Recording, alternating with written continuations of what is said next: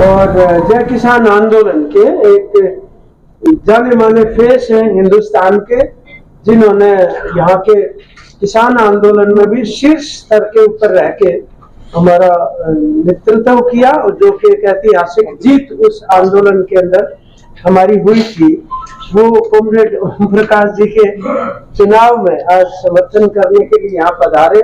मैं आप सभी की तरफ से उनका भी स्वागत करता हूँ और सभी मीडिया के साथियों से भी इस बात के लिए भी धन्यवाद देता हूँ कि आपने यूट्यूबर है चाहे डेली अखबारों वाले हैं, इस आंदोलन के संदेश को, चुनाव के संदेश को जनता तक पहुंचाने में बहुत मदद की है, उसके लिए भी शुक्रिया अदा करते हैं। और आने वाले समय में भी आप उसको जनता तक हमारी बातों को ले जा पाएंगे, उसके लिए भी मैं आपसे आग्रह करता हूँ। इन्हीं शब्दों के साथ मेरे ख्याल में सीधा ही आप परिचय सबका यादव जी से, वो प्रदीप गोलिया है भाई हमारे, ओम प्रकाश जी हैं, फिर योगेंद्र यादव जी हैं, देवराज मेहता जी हैं, हमारे भाई सुरेश प्रजापति हैं, विकास शीर्षक हमारे हरियाणा में के साथ SKM के साथ जुड़े हुए साथी हैं हमारे, मैं इंद्रजीत हूँ। तो मेरे ख्याल में थैंक यू, धन्यवाद।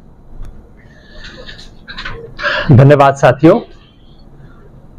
मेरा सौभाग्य है कि आज जब देश एक बहुत महत्वपूर्ण बदलाव के दौर से गुजर रहा है, ऐसे समय में इस ऐतिहासिक चुनाव में,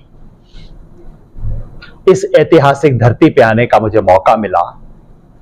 मैं अपनी बात सिर्फ स्वराज इंडिया और जय किसान आंदोलन की तरफ से ही नहीं रख रहा हूं।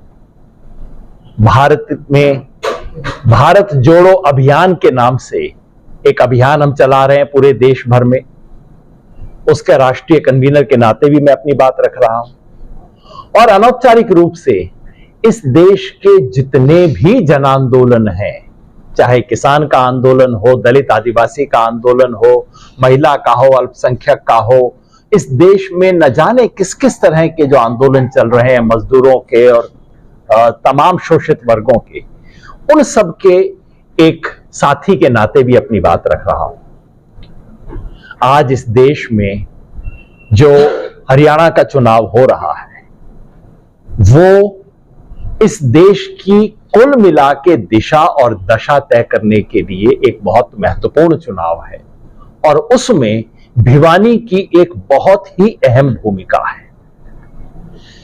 देश में आज जो राज है, जिसे मैं कहता हूं ये झूठ का राज है, ये लूट का राज है और ये फूट का राज है, उस राज के खिलाफ संघर्ष चल रहा है। वो सरकार दिल्ली से जो दिन रात हर रोज नए झूठ निकालती है, हर तरीके से इस देश की जनता को लूटने का तरीका निकालती है, और बिल्कुल अंग्रेजों की तर्ज पे फूट डालो और राज करो की नीति के तहत हर जगह पे कोई ना कोई जनता में फूट डालने का षड्यंत्र करती है, उसके विरुद्ध आज ये पूरा देश खड़ा हो रहा है। उस खड़ा होने की प्रक्रिया में 2024 के चुनाव में इस देश की जनता ने एक सबक तो दे दिया है। 400 पार वाले गुब्बारे में पंचर तो कर दिया है, लेकिन काम अभी अधूरा है, और अधूरे काम को पूरा करने की शुरुआत हरियाणा से हो रही है। हरियाणा, जम्मू कश्मीर, फिर मैं उम्मीद करता हूं झारखंड और महाराष्ट्र, यहां जो गुब्बारे में बची हुई हवा है वो निकालने की प्रक्रिया शुरू हो रही है, ताकि ये जनता इस देश को बचाने का संदेश दे सके।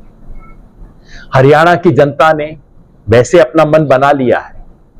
चुनाव शुरू होने से पहले ही 3 शक्तियों ने भारतीय जनता पार्टी की इस सरकार को हरियाणा से बाहर निकालने का इशारा कर दिया है।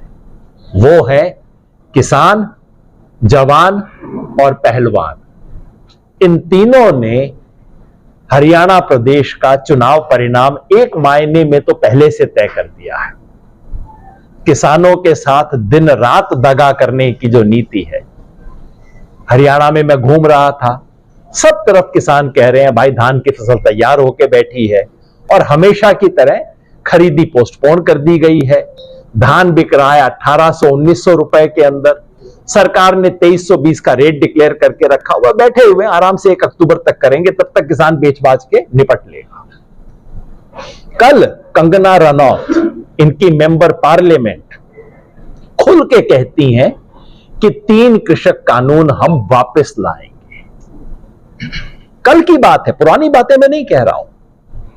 मतलब इतने बड़े किसान आंदोलन के बाद और हमारे शहर और गांव के शिक्षा का सवाल है, हमारी बहन बेटियों का सवाल है, शिक्षा स्वास्थ्य का सवाल है, और तमाम कर्मचारी बच्चे हैं पक्के करने का है, पुरानी पेंशन बहाल करने का है, योजना वर्करों को पक्का करवाने का है, ये तमाम जनता के सवाल है। और मुझे इस बात का फख्र है कि जिन सभी 36 बिरादरी के लोगों के आंदोलन में रहे, आज तमाम 36 बिरादरी के भाई छोटी मोटी संकीर्णता से ऊपर उठ करके ये कांग्रेस और CPI का उम्मीदवार है, उसके साथ चट्टान की तरह खड़े, ये मेरे लिए गौरव की बात है।